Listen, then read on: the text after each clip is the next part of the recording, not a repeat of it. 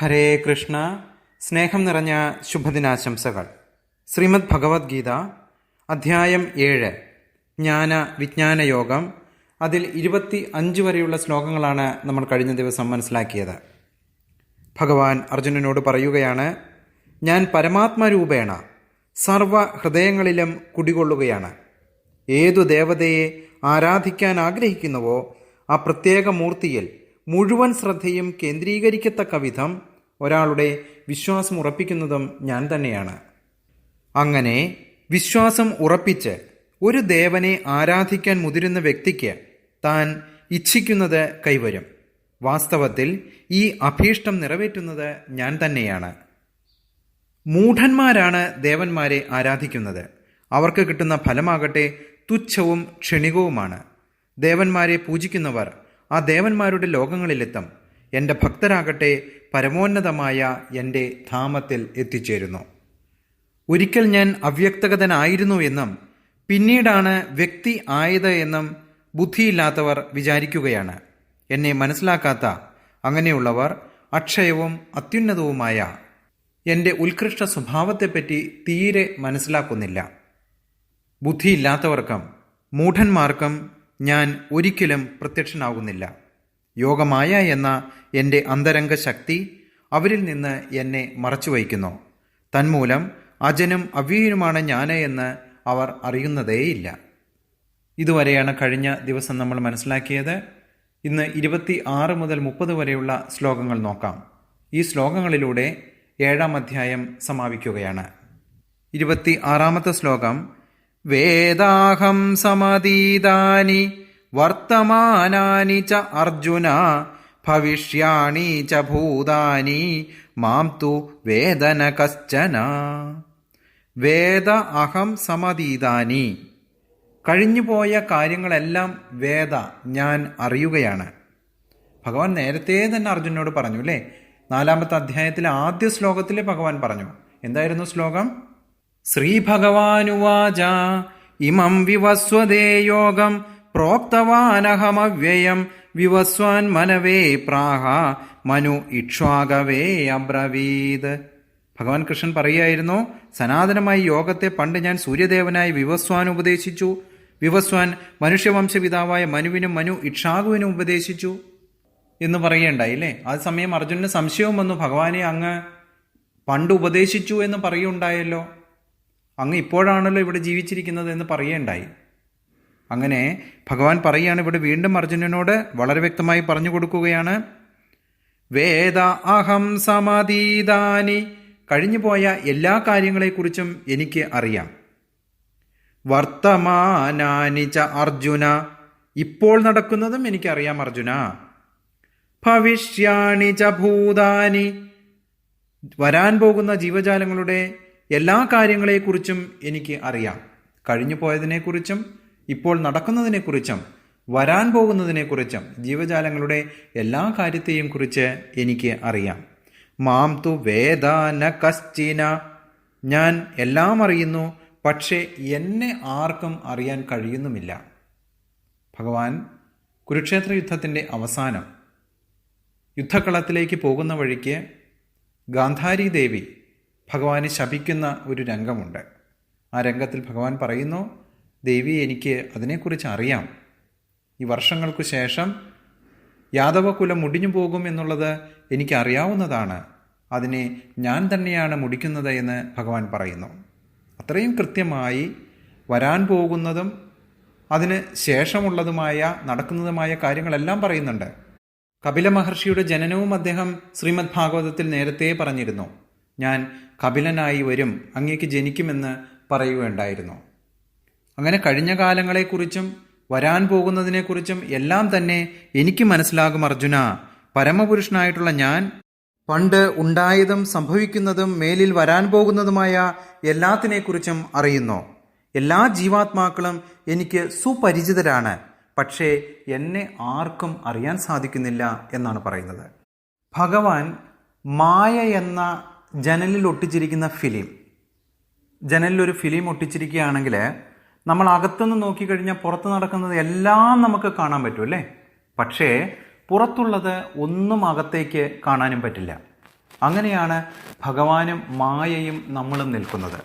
ഭഗവാന് കാലമില്ല, ദേശമില്ല, മായയില്ല, ഒന്നുമില്ല. എല്ലാം ഭഗവാന് കാണാം. പക്ഷെ നമ്മൾ നിൽക്കുന്നത് ആ മായ എന്ന ഫിലിമിൻ്റെ പുറത്താണ്. അതുകൊണ്ട് നമുക്ക് ഭഗവാനെ അറിയാൻ സാധിക്കുന്നില്ല. കഴിഞ്ഞുപോയ കാര്യങ്ങളെക്കുറിച്ച് ജനന മരണം ഉള്ളതുകൊണ്ട് അറിയാൻ സാധിക്കുന്നില്ല. പക്ഷേ ഭഗവാന് ജനനമില്ല, മരണമില്ല, ഒന്നുമില്ലാത്തതുകൊണ്ട്, അജനായതുകൊണ്ട് കഴിഞ്ഞ കാലങ്ങളിൽ നടന്നതും വരാൻ പോകുന്നതും ഇനി ഉണ്ടാകാൻ പോകുന്നതുമായിട്ടുള്ള എല്ലാ കാര്യങ്ങളെക്കുറിച്ചും നല്ല അറിവാണ്. മാത്രമല്ല കഴിഞ്ഞ കാല ജീവിതങ്ങളെക്കുറിച്ചും ഓരോ ആത്മാവിനെക്കുറിച്ചുമുള്ള അറിവും ഭഗവാനുണ്ട്. ഒരു ആത്മാവ് ഭൗതിക ശരീരം എടുക്കുന്നതോടുകൂടി കഴിഞ്ഞതെല്ലാം മറക്കുകയാണ്. ഭൗതിക ശരീരം എടുത്ത ഒരാൾക്ക് മുജ്ജന്മ സ്മരണ ഉണ്ടാകുന്നില്ല.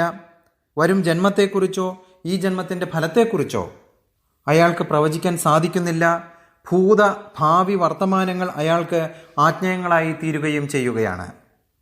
അടുത്ത ശ്ലോകത്തിൽ ഭഗവാൻ പറയുന്നു, ഇച്ഛാദ്വേഷ സമുത്ഥേന ദ്വന്ദ്വമോഹേന ഭാരത സർവഭൂതാനി സമ്മോഹം സർഗേ യാന്തി പരം തപ.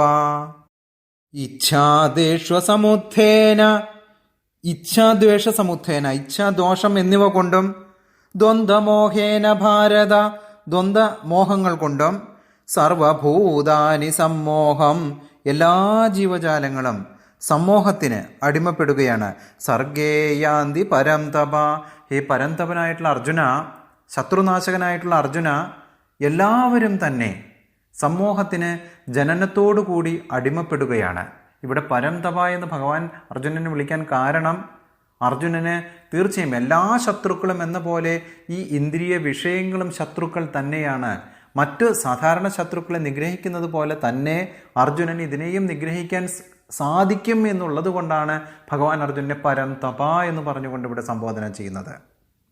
അല്ലയോ ശത്രുനാശക, ഭരതകുലത്തിൽ ജനിച്ചവനെ, ഇച്ഛയിൽ നിന്നും ദേഷ്യത്തിൽ നിന്നും ഉത്ഭവിക്കുന്ന ശീതോഷ്ണ സുഖ ദുഃഖാദി ദ്വന്ദ്ങ്ങളെല്ലാം ഉണ്ടാക്കുന്ന അവിവേകത്താൽ സകല പ്രാണികളും സമ്മോഹ അധീനരായി തീരുകയാണ്. ഒരു രാജ്യത്തിലെ രാജാവായിരുന്നു അഹംഭാവം. രാജാവ് ശരീരമെന്ന ഭാര്യയെ വിവാഹം കഴിക്കുന്നു. അതിനുശേഷം അവർക്ക് ഇച്ഛ എന്ന ഒരു മകൻ പിറക്കുകയാണ്. ആ മകൻ വളർന്ന് വളർന്ന് ഇച്ഛ കൂടിക്കൂടി ദേഷ്യം എന്ന രാജകുമാരിയെ വിവാഹം കഴിക്കുന്നു. അവർക്ക് വ്യാമോഹം എന്ന പുത്രനും ജനിക്കുകയാണ്. വ്യാമോഹം എന്ന പുത്രൻ സുഖവും ദുഃഖവും സന്താപവും സന്തോഷവും എല്ലാം ഉൾക്കൊണ്ട് കുറച്ച് സമയം ചിരിക്കും, കുറച്ച് സമയം കരയും, സുഖത്തിലുണ്ടാകും, ദുഃഖത്തിലുണ്ടാകും.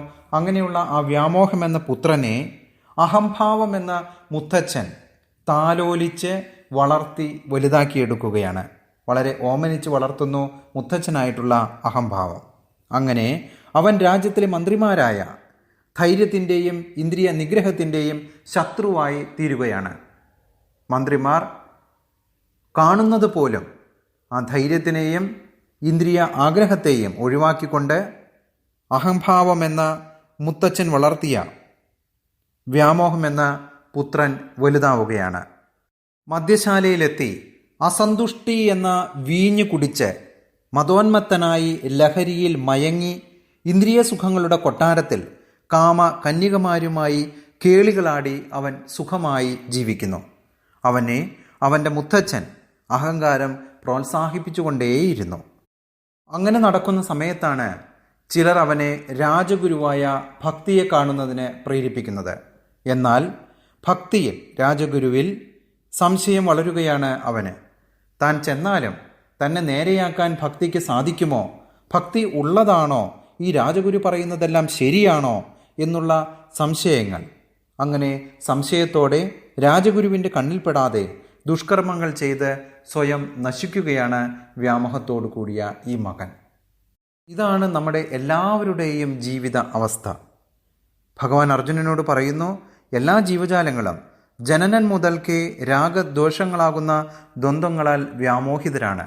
പക്ഷേ യഥാർത്ഥമായ ഒരു ഗുരുവിൻ്റെ അടുത്തേക്കാണ് നമ്മൾ പോകുന്നത് എങ്കിൽ ആ ഗുരുവിന് നമ്മളെ ഈ ദ്വന്ദ്വ മോഹങ്ങളിൽ നിന്നും, ഹരേ കൃഷ്ണ, ശ്രദ്ധ തിരിച്ച് ഇന്ദ്രിയ ആഗ്രഹങ്ങളിൽ നിന്നും, ഇന്ദ്രിയ വിഷയങ്ങളിൽ നിന്നും ശ്രദ്ധ ധരിച്ച് ഭഗവാന്റെ പാദങ്ങളിലേക്ക് മനസ്സിനെ എത്തിക്കുവാൻ സാധിക്കും. പരിശുദ്ധ ജ്ഞാനമായ ഭഗവാന്റെ ദാസ്യമാണ് ജീവാത്മാവിൻ്റെ മൂല സ്വരൂപം. പരിപൂർണ ജ്ഞാനാത്മകനായ ഭഗവാനിൽ നിന്ന് വ്യാമോഹത്താൽ വേർപെട്ടു പോകുമ്പോൾ ജീവൻ മായാശക്തിക്ക് അധീനപ്പെടുകയാണ്. എന്നാൽ ഭഗവാനിൽ ശ്രദ്ധ പതിപ്പിക്കുകയാണ് എങ്കിലോ, അതാണ് ഭഗവാൻ ഈ ശ്ലോകത്തിലൂടെ പറയുന്നത്, യേഷാം ത അന്തഗതം പാപം ജനാനാം പുണ്യകർമ്മണാം തേ ദ്വന്ദ്വമോഹ നിർമുക്ത ഭജന്തേ മാം ദൃഢാവ്രത. യേഷാം ത അന്തഗതം പാപം ജനാനാം പുണ്യകർമാണാം. കഴിഞ്ഞ ജന്മത്തിലും ഈ ജന്മങ്ങളിലും പുണ്യകർമ്മങ്ങൾ ചെയ്തിട്ടുള്ളവർ അവരുടെ പാപഫലങ്ങൾ നിർമാർജനം ചെയ്ത് തേ ദ്വന്ദ്വമോഹ നിർമുക്ത, അവർ ദ്വന്ദ്വമോഹ നിർമുക്തരായി ഭജന്തേ മാം ദൃഢാവ്രത, ദൃഢാവ്രതത്തോടുകൂടി എന്നെ ഭജിക്കുകയാണ്. കുറച്ച് ശ്ലോകങ്ങൾക്ക് മുൻപ് അർജുനൻ ഒരു ചോദ്യം ചോദിക്കുകയുണ്ടായി, ഭഗവാനെ, ഞാനിങ്ങനെ പുണ്യകർമ്മങ്ങൾ കുറച്ചൊക്കെ ചെയ്തതിന് ശേഷം എനിക്ക് മോക്ഷം കിട്ടിയില്ല എങ്കിൽ ഞാൻ അധപതിച്ചു പോകുമോ? എൻ്റെ വീഴ്ച ഉണ്ടായിക്കഴിഞ്ഞാൽ പിന്നെ ഞാൻ എന്താണ് ചെയ്യുക എന്ന് ചോദിക്കുകയുണ്ടായി. ഭഗവാൻ അതിന് ഉത്തരവും പറഞ്ഞു, എന്തെല്ലാം കാര്യങ്ങളാണോ ഈ ജന്മത്തിൽ ചെയ്യുന്നത്, ഭഗവാന് വേണ്ടിയുള്ള കാര്യങ്ങൾ ചെയ്യുന്നത്, ആ നിക്ഷേപം എവിടെയും പോവില്ല. അത് അടുത്ത ജന്മത്തിൽ മുതൽക്കൂട്ടായി നമ്മുടെ കൂടെ തന്നെ ഉണ്ടാകുമെന്നും ഭഗവാൻ പറയുണ്ടായി. അതുതന്നെയാണ് ഇവിടെയും പറയുന്നത്. പൂർവ്വജന്മങ്ങളിലും ഈ ജന്മത്തിലും പുണ്യകർമ്മങ്ങൾ ചെയ്തിട്ടുള്ളവർ കഴിഞ്ഞ ജന്മത്തിലൂടെ കൊണ്ടുവന്ന കർമ്മഫലങ്ങൾ, അവരുടെ പാപഫലങ്ങൾ നിർമാർജനം ചെയ്ത് കൊണ്ടുവന്ന പാപഫലങ്ങളും ഈ ജന്മത്തിലുണ്ടായ കർമ്മഫലങ്ങളും എല്ലാം തന്നെ ഭഗവത് സ്മരണയോടുകൂടി നാരായണ ജപത്തോടുകൂടി മാറ്റിയെടുക്കുകയാണ് എങ്കിൽ അങ്ങനെ ഉള്ളവർ ദൃഢനിശ്ചയത്തോടെ എൻ്റെ സേവനത്തിൽ മുഴുകുമെന്ന് പറയുകയാണ് ഭഗവാൻ. ഭഗവാനിൽ സംശയം ഇല്ലാത്തവർ, സംശയം ഇല്ലാതെയുള്ള മഹാത്മാക്കൾ അടിവച്ച് പാപത്തിൻ്റെ കൊടും കാട് ചവിട്ടിക്കയറും. ഭക്തിവിശ്വാസത്തോടെ ശബരിമലയ്ക്കെന്ന പോലെ കല്ലും മുള്ളുമാണ് ഇന്ദ്രിയ വിഷയങ്ങൾ. ആ ഇന്ദ്രിയ വിഷയങ്ങളെ എല്ലാം ചവിട്ടി തിമിർത്ത് പതുക്കെ നടന്ന് പൂർണ്ണമായും ഇവയെല്ലാം തന്നെ തനിക്ക് നിയന്ത്രിക്കാൻ സാധിക്കും, ഇതിനെ കടന്നു കയറാൻ കഴിയുമെന്നുള്ള വിശ്വാസത്തോടുകൂടി ഉറച്ച മനസ്സോടുകൂടി ആ കൊടുങ്കാടിനെ നടന്ന് കടക്കും. അങ്ങനെ അവർ സത്കർമ്മത്തിൻ്റെ കയറിൽ പിടിച്ച് പുണ്യവീഥിയായ 18-ാം പടിയിൽ കൂടി ഭഗവാന്റെ ധാമത്തിലേക്ക് എത്തുകയും ചെയ്യും. അതാണ് ഭഗവാൻ ഈ ശ്ലോകത്തിലൂടെ പറയുന്നത്. ദ്വന്ദ്വമോഹ നിർമുക്തരായി ദൃഢവിശ്വാസത്തോടുകൂടി എന്നെ ഭജിക്കുന്നവർക്ക് ഞാൻ എന്നും പ്രാപ്യനാണ് എന്ന് ഭഗവാൻ പറയുകയാണ്. സംശയത്തോടു കൂടി ഇനി എനിക്ക് പ്രായമായിട്ടില്ലല്ലോ, 70 വയസ്സായിട്ട് വേണ്ടേ ഭഗവത്ഗീതയും ഭാഗവതവും പഠിക്കാനെന്നുള്ള ചിന്തയോടുകൂടി ഇരുന്നു കഴിഞ്ഞാൽ വീണ്ടും അടുത്ത ജന്മത്തിൽ 70 വർഷം കഴിയേണ്ടി വരും ഭഗവത് ധാമത്തിലേക്ക് എത്തുന്നതിനെക്കുറിച്ച് ആലോചിക്കാൻ പോലും. അതുകൊണ്ട് എന്തൊക്കെയാണോ ഈ ജന്മത്തിൽ ചെയ്യാൻ സാധിക്കുന്നത്, 2 വയസ്സാകുമ്പോഴേ 3 വയസ്സാകുമ്പോഴേ തങ്ങളുടെ കുട്ടികളെ ഭഗവത്ഗീതയും ഭാഗവതവും പഠിപ്പിക്കുകയാണ് എങ്കിൽ ഈ ജന്മത്തിൽ അല്ലെങ്കിൽ കൂടിയും അതിൻ്റെ പുണ്യഫലങ്ങൾ അവർക്ക് അടുത്ത ജന്മത്തിലേക്ക് കൊണ്ടുപോകാനും എത്രയും പെട്ടെന്ന് മോക്ഷം ലഭിക്കുന്നതിനും ജന്മ മൃത്യു ജരാവ്യാധികളിൽ നിന്ന് രക്ഷപ്പെടുന്നതിനും സാധിക്കും. പക്ഷേ നമ്മളത് ചെയ്യാതെ പാട്ടും നൃത്തവും മാത്രം അഭ്യസിപ്പിച്ച് കണക്കും സയൻസിലും നീ നല്ല മാർക്ക് മേടിക്കണം മോളെ, അതാണ് ജീവിത വിജയം എന്ന് പറഞ്ഞ് പഠിപ്പിച്ച് വിടുകയാണ് എങ്കിൽ തീർച്ചയായും ഈ പാപം നിങ്ങൾക്ക് കൂടി അനുഭവിക്കേണ്ടി വരും. ആ കുട്ടികളെ കൂടി നന്നാവാൻ നമ്മൾ അനുവദിക്കുന്നില്ല എന്നുള്ള സത്യം നമ്മൾ മനസ്സിലാക്കിയെടുക്കണം. എത്രയും ചെറുപ്പത്തിലെ ഓരോരുത്തർക്കും ഭക്തിയെക്കുറിച്ച് പറഞ്ഞു കൊടുക്കുക, ഭഗവാനെക്കുറിച്ച് പറഞ്ഞു കൊടുക്കുക, തൻ്റെ ജീവിത ലക്ഷ്യം എന്താണ് എന്ന് പറഞ്ഞു കൊടുക്കുക. തൻ്റെ കർമ്മങ്ങൾ എല്ലാം തന്നെ അതിലൊന്നും ഫലം ആഗ്രഹിച്ചുകൊണ്ടായിരിക്കരുത്. ഓരോ പ്രവൃത്തിയും നല്ല രീതിയിൽ ഭഗവാന് വേണ്ടി ചെയ്യുക. പരീക്ഷയായാലും പഠനമായാലും എല്ലാം തനിക്ക് വേണ്ടിയാണ് എന്നുള്ള ചിന്തയിലല്ലാതെ എല്ലാം ഭഗവാന് വേണ്ടി, എനിക്ക് നല്ലത് ഭഗവാന് കൊടുക്കണമെന്ന ആഗ്രഹത്തോടു കൂടി ചെയ്യുവാനാണ് പഠിപ്പിക്കേണ്ടത്. അങ്ങനെ പഠിക്കുമ്പോൾ ഒരു ടെൻഷനുമില്ലാതെ സ്വന്തം കാര്യങ്ങൾ ഭഗവാന് വേണ്ടിയാണ് ചെയ്യുന്നത് എന്ന ചിന്തയോടുകൂടി പ്രവർത്തിക്കാനുള്ള മനസ്സുണ്ടാകും. ചെറിയ ചെറിയ വിഷമങ്ങളിൽ പോലും ദുഃഖിക്കുവാനും, പരീക്ഷയ്ക്ക് മാർക്ക് കുറഞ്ഞു പോകുമ്പോൾ ട്രെയിനിന് തലവയ്ക്കാനും, അമ്മ വഴക്ക് പറഞ്ഞാൽ തൂങ്ങിച്ചാകാനുമുള്ള ചിന്താഗതികളെല്ലാം വരുന്നത് ഞാൻ എന്ന ഭാവത്തോടു കൂടിയുള്ള പ്രവർത്തനം മൂലമാണ്. താനല്ല തൻ്റെ ആത്മാവാണ് എന്ന് ചെറുപ്പം മുതലേ പറഞ്ഞ് മനസ്സിലാക്കി കൊടുക്കുകയാണെങ്കിൽ എല്ലാം ഭഗവാന് വേണ്ടിയാണ് എന്നുള്ള ചിന്തയോടുകൂടി ആവശ്യമില്ലാത്ത രീതിയിലുള്ള വർത്തമാനങ്ങളും പ്രവർത്തനങ്ങളും കുട്ടികളുടെ മേലിലായാലും വീട്ടിലായാലും നടക്കാതിരിക്കുകയും ചെയ്യുന്ന അവസ്ഥയിൽ എല്ലായിടത്തും സമാധാനമുണ്ടാകും. അല്ലാതെ 60 വയസ്സ് കഴിഞ്ഞാൽ മാത്രമേ ഭഗവത്ഗീതയും ഭാഗവതവും പഠിക്കാൻ പാടുള്ളൂ എന്ന തെറ്റായ ചിന്താഗതിയോടുകൂടി പ്രവർത്തിക്കുന്നവർ തീർച്ചയായും ഓർക്കുക, തങ്ങളെയും അതുപോലെ തങ്ങളുടെ സന്തതികളെയും നശിപ്പിക്കുകയാണ് എന്നുള്ള ചിന്ത മനസ്സിലേക്ക് കൊണ്ടുവരേണ്ടതാണ്. അടുത്ത ജന്മത്തിൽ അത്രയും കാലം നിങ്ങൾ നോക്കിയിരിക്കേണ്ടി വരും വീണ്ടും ഭഗവത് ഭജനത്തിൽ ഏർപ്പെടുന്നതിനും ഭഗവാനെ ആരാധിക്കുന്നതിനും. വീണ്ടും ചിന്ത മരണസമയത്ത് തെറ്റിപ്പോവുകയാണ് എങ്കിൽ വീണ്ടും അധമജന്മങ്ങളിലേക്ക് 84 ലക്ഷം തരം ജീവജാലങ്ങളിലേക്കാണ് പിന്നീടും പോകേണ്ടി വരിക. അതാണ് ഭഗവാൻ അടുത്ത ശ്ലോകത്തിൽ പറയുന്നത്, ജരാമരണമോക്ഷായ മാമാശ്രിതയദന്തിയേ തേ ബ്രഹ്മ തദ്വിദു കൃഷ്ണം അധ്യാത്മികം കർമ്മചാകിലം. ജരാമരണമോക്ഷായ, ജരാമരണങ്ങളിൽ നിന്നുള്ള മോക്ഷം കിട്ടുന്നതിന്, മാമാശ്രിതയദന്തിയെ, എന്നെ ആശ്രയിച്ച് യത്നിക്കുന്നു, തേ ബ്രഹ്മ തദ്വിദു കൃഷ്ണം, ആ ബ്രഹ്മവും സർവവ്യാപ്തവുമായ, കൃഷ്ണം സർവിടത്തും വ്യാപ്തമായിട്ടുള്ളത്, അധ്യാത്മം കർമ്മച അഖിലം, അധ്യാത്മ രൂപത്തെയും സകല കർമ്മത്തെയും അറിയുന്നവനും ബ്രഹ്മം തന്നെയാണ്. ജന്മമൃത്യു ജരാവ്യാധികളിൽ നിന്നും മുക്തി ലഭിക്കുന്നതിന് വേണ്ടി എന്നെ ആശ്രയിച്ചുകൊണ്ട് യത്നിക്കുന്ന അവർ ബ്രഹ്മത്തെയും അധ്യാത്മതത്വത്തെയും സർവകർമ്മത്തെയും അറിയുകയാണ്. അങ്ങനെയുള്ളവൻ ജ്ഞാനിയാണ് എന്നാണ് ഭഗവാൻ പറയുന്നത്. അഹം ബ്രഹ്മാസ്മി എന്ന് പറയുക അല്ലേ, ഞാൻ ബ്രഹ്മമാണ്. പക്ഷെ ആ ബ്രഹ്മത്തിൽ എത്തണമെങ്കിൽ നമ്മൾ എന്ത് ചെയ്യണം? ഭക്തിയുത സേവനത്തിലൂടെ ഭഗവാനെ അറിയണം. ജനന മരണങ്ങളോ വാർദ്ധക്യമോ രോഗമോ ഭൗതിക ശരീരത്തെ മാത്രമേ ബാധിക്കുകയുള്ളൂ, ആത്മീയ ശരീരത്തെ ബാധിക്കുകയില്ല എന്നുള്ള ബോധമുണ്ടാകണം.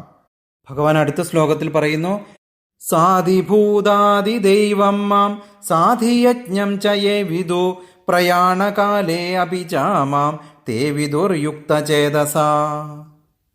സാധിഭൂതാദി ദൈവം മാം, ലോക സർഗത്തെയും ദേവഗണങ്ങളെയും എല്ലാം നിയന്ത്രിക്കുന്ന, സാധിയജ്ഞം ചയേ വിദു, യജ്ഞമൂർത്തിയായി ഇരിക്കുന്നത് ഞാനാണ് എന്ന് അറിയുന്ന, പ്രയാണകാലേ അഭിചാമാം, മരണകാലത്തിലും എന്നെ, തേ വിദുർ യുക്തചേതസ, എന്നെ തന്നെയാണ് അവർ സ്മരിക്കുന്നത്. എന്നെ അതിഭൂത ആദി ദൈവങ്ങളോട് കൂടിയവനായും അതിയജ്ഞത്തോടു കൂടിയവനായും അറിയുന്നവൻ ആരാണോ അവൻ മൃത്യുകാലത്തിൽ കൂടിയും അവർ യോഗചിത്തരായി എന്നെ തന്നെ സാക്ഷാത്കരിക്കുന്ന ഭഗവാൻ പറയുക. മരണസമയത്ത് എല്ലാവരുടെയും ജീവിത ലക്ഷ്യം എന്താണ്? നമ്മൾ എന്തിനാണ് ഇപ്രകാരം ഭഗവാന്റെ നാമജപങ്ങളും പൂജകൾ ചെയ്യുന്നതും എല്ലാം എന്തിനാണ് ചെയ്യുന്നത്? യഥാർത്ഥമായ ഫലം കിട്ടുന്നതിന് വേണ്ടിയാണ് അല്ലേ? എന്താ യഥാർത്ഥമായിട്ടുള്ള ഫലം? അവസാന നിമിഷം വിസിലടിക്കാനായിട്ട് 1 സെക്കൻഡ് ഉള്ളപ്പോൾ ഗോൾ അടിക്കണം. അതിൽ വിജയം ഉറപ്പായി അല്ലേ? അതാണ് ലക്ഷ്യം. ആ ലക്ഷ്യം എന്ന് പറയുന്നത് എന്താണ്? ആ ലക്ഷ്യം എന്ന് പറയുന്നത് അവസാന നിമിഷം ഭഗവാനെ സ്മരിക്കണം, ഭഗവാനെ ഓർമ്മ വരണം, ഭഗവാനെ നമ്മുടെ ആത്മാവിൽ കാണാൻ സാധിക്കണം. അങ്ങനെ വരുമ്പോഴാണ് ഭഗവത് ധാമത്തിലേക്ക് നമുക്ക് എത്താൻ സാധിക്കുന്നത്. ശരീരം വെടിയുന്ന അവസ്ഥയിൽ, ജീവന്റെ തന്തു പൊട്ടാനുള്ള അവസ്ഥയിൽ ആസന്നമായ മരണത്തെ ഓർത്ത് ബഹളം വയ്ക്കുകയാണ് കൂടുതൽ പേരും ചെയ്യുന്നത്. എന്നാൽ ഞാനുമായി ഒത്തുചേർന്ന് നിൽക്കുന്നവൻ മരണസമയത്ത് എന്നെ കാണുന്നു എന്ന ഭഗവാൻ പറയുന്നത്. ഭഗവാനുമായി ചേർന്ന് നിൽക്കുന്ന ഒരുത്തന് മരണസമയത്ത് ആരെയാണ് കാണുന്നത്? ഭഗവാനെയാണ് കാണുന്നത്. അപ്പോൾ ഞാനല്ലാതെ ഏതെങ്കിലും ഒരു ദേവീദേവന്മാരെയോ വേറെ മരണവേദനയോ ഒന്നും തന്നെ അവൻ അനുഭവിക്കുന്നില്ല. എൻ്റെ ദൂതന്മാരെയാണ്, നാരായണ ദൂതന്മാരെയാണ്, ചതുർഭുജ ഭാവത്തോടു കൂടിയ നാരായണ ദൂതന്മാരെയാണ് എന്നെ ഭജിക്കുന്നവൻ കാണുന്നത്. ദുഷ്ടനായ അജാമിളൻ തൻ്റെ ഇളയ മകന് നാരായണൻ എന്ന് പേരിട്ടു വളരെ വാത്സല്യത്തോടുകൂടി വളർത്തിക്കൊണ്ടുവന്നു. മരണസമയം ആയി കഴിയുമ്പോൾ അജാമിളനെ യമദൂതന്മാർ വന്ന് നിൽക്കുകയാണ് അടുത്ത്. പേടികൊണ്ട് വിറച്ച് കരയുകയാണ്. എന്നെ രക്ഷിക്കൂ എന്ന് പറഞ്ഞുകൊണ്ട് കരയുകയാണ്. കയറുമായി വന്നു നിൽക്കുന്ന യമദൂതന്മാരെ കാണുന്ന അജാമിളൻ തൻ്റെ ഇളയ മകനെ വേദനയോടുകൂടി നാരായണ എന്ന് വിളിക്കുന്ന സമയത്താണ് വൈകുണ്ഠത്തിലിരുന്ന സാക്ഷാൽ നാരായണൻ ആ വിളി കേൾക്കുന്നത്. ആ വിളി കേട്ട ഉടനെ ഭഗവാൻ എത്രയും പെട്ടെന്ന് തൻ്റെ ദൂതന്മാരെ അയക്കുകയാണ് അജാമിളൻ്റെ അടുത്തേക്ക്.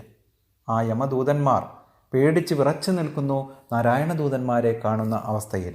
ഇവിടെ ഭഗവാൻ പറയുകയാണ്, അവസാന നിമിഷം യം യം വാ വിസ്മരൻ ഭാവം ത്യജത്യന്തേ കളേവരം തം തമേ വൈദി കൗന്ദേയ സദാ തദ്ഭാവഭാവിതഃ. ഏതൊരു രൂപമാണോ ഒരാൾ ശരീരത്യാഗ സമയത്ത് സ്മരിക്കുന്നുവോ അടുത്ത ജന്മത്തിലും അതേ നില തന്നെയാണ് പ്രാപിക്കുന്നത്.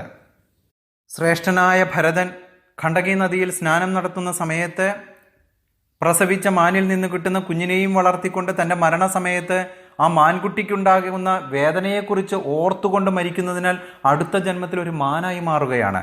ഭഗവാനും അതാണ് പറയുന്നത്. അന്ധകാലേച മാമേവ സ്മരൻമുക്ത കളയവരം യപ്രയാതി സമദ്ഭാവം യാതിനാസ്ത്യത്ര സംശയ. ജീവിതാന്ത്യത്തിൽ എന്നെ സ്മരിച്ചുകൊണ്ടാണ് ശരീരത്യാഗം ചെയ്യുന്നവർ എൻ്റെ ഭാവത്തെ പ്രാപിക്കും. അതല്ല, ഏതൊരു രൂപമാണോ മനസ്സിലേക്ക് വരുന്നത് ആ രൂപത്തെ ആയിരിക്കും അടുത്ത ജന്മത്തിൽ കിട്ടുക. അതുകൊണ്ടാണ് ഈ ശ്ലോകത്തിൽ ഭഗവാൻ പറയുന്നത്, എന്നെ അറിയുകയും എപ്പോഴും എന്നെക്കുറിച്ചുള്ള ബോധം പുലർത്തുകയും ചെയ്യുന്നവർ, ഭൗതിക പ്രപഞ്ചങ്ങളുടെയും ദേവന്മാരുടെയും സർവയജ്ഞങ്ങളുടെയും നിയന്താവായ ഭഗവാനാണെന്ന് ഞാൻ എന്ന് അറിയുന്നവർ മരണസമയത്ത് പോലും എന്നെ സ്മരിക്കും. അതാണ് എല്ലാവർക്കും വേണ്ടത്. നമ്മൾ ചെയ്യുന്ന ഈ പ്രവൃത്തിയുടെ ഫലം എല്ലാം നമുക്ക് കിട്ടേണ്ടത് മരണസമയത്താണ്. മരണസമയത്ത് യാതൊരു വേദനയുമില്ലാതെ ഭഗവാന്റെ കൂടെ പോകാൻ കഴിയണം. അതിനുവേണ്ടിയാണ് ഈ നാമജപങ്ങളും കീർത്തനങ്ങളും ശ്രവണങ്ങളും എല്ലാ തരത്തിലുള്ള ഭഗവത് സേവകളും നമ്മൾ നടത്തുന്നത്. പക്ഷെ അത് 60-70 വയസ്സ് കഴിഞ്ഞിട്ട് മതി എന്ന് പറയുമ്പോൾ പ്രാക്ടീസ് കുറഞ്ഞു പോകുന്നു, വേദനകൾ വരുന്നു. യമദൂതന്മാർ തന്നെയാകും അടുത്തേക്ക് വരിക. ആ നിമിഷം കഫം മൂടിക്കെട്ടി വായ തുറക്കുന്നതിനോ, കണ്ണിൽ തിമിരം ബാധിച്ചുകൊണ്ട് കണ്ണ് തുറക്കുന്നതിനോ, തൊണ്ട അടഞ്ഞിരിക്കുന്നതിനാൽ ഭഗവാനെ വിളിക്കുന്നതിനോ ഒന്നും സാധിക്കില്ല, ഓർമ്മ പോലും ഉണ്ടാവില്ല. അതുകൊണ്ടാണ് പ്രാക്ടീസ്, എത്രമാത്രം പ്രാക്ടീസ് ചെറുപ്പത്തിലേ മുതൽ ചെയ്യാൻ തുടങ്ങുന്നുവോ അത്രയും നല്ലതാണ്. അവസാന കാലത്ത് 60-ാം വയസ്സിൽ സൈക്കിൾ ചവിട്ടാൻ മുതിർന്നു കഴിഞ്ഞാൽ ഒരു കാരണവശാലും പഠിക്കാൻ പോകുന്നില്ല എന്നുള്ള ബോധം ഓരോരുത്തരും മനസ്സിലേക്ക് കൊണ്ടുവരേണ്ടതാണ്. അങ്ങനെ കൊണ്ടുവന്നാൽ മാത്രമേ നമ്മുടെ സന്തതികളെങ്കിലും രക്ഷപ്പെട്ടു പോവുകയുള്ളൂ. അങ്ങനെ ഭഗവാൻ ഈ 7-ാം അധ്യായത്തിൽ കൂടി തൻ്റെ വചനങ്ങളിലൂടെ അമൃത് പോലെ പീയൂഷമാകുന്ന രീതിയിൽ കുടിക്കാൻ വളരെ എളുപ്പത്തിനുള്ള പാകത്തിൽ അർജുനന് ജ്ഞാനം പകർന്നു നൽകുകയാണ്. ജീവിത ലക്ഷ്യം സ്വർഗത്തിലേക്കോ ഏതെങ്കിലും ദേവീദേവന്മാരുടെ ഇടത്താവളത്തിലോ ചെന്ന് വീണ്ടും തിരിച്ചു വരുന്നതല്ല ലക്ഷ്യമെന്നും, പൂർണ്ണമായും ഭഗവാനിൽ തന്നെ ശ്രദ്ധ കേന്ദ്രീകരിച്ചുകൊണ്ട് എല്ലാവിധത്തിലുള്ള ഇന്ദ്രിയ കാംക്ഷകളെയും അടക്കി ഫലങ്ങളൊന്നും ആഗ്രഹിക്കാതെയുള്ള പ്രവൃത്തി മൂലം തൻ്റെ ധാമത്തിലേക്ക് എത്തിച്ചേരുകയാണ് ഒരാൾ ചെയ്യേണ്ടത് എന്ന് അർജുനനെ പോലെ തന്നെ നമുക്കും പറഞ്ഞു തരികയാണ് ഭഗവാൻ ഈ 7-ാമത്തെ അധ്യായത്തിലോടുകൂടി. ഇതോടുകൂടി 7-ാം അധ്യായത്തിൻ്റെ വിജ്ഞാനയോഗമെന്ന ശ്രീമദ് ഭഗവത്ഗീതയുടെ ഭക്തി വേദാന്ത വിശദീകരണം സമാപിക്കുകയാണ്. ഏവർക്കും സ്നേഹം നിറഞ്ഞ ശുഭദിന ആശംസകൾ. 8-ാം അധ്യായം മുതൽ നാളെ നമുക്ക് നോക്കാം. ഹരേ കൃഷ്ണ.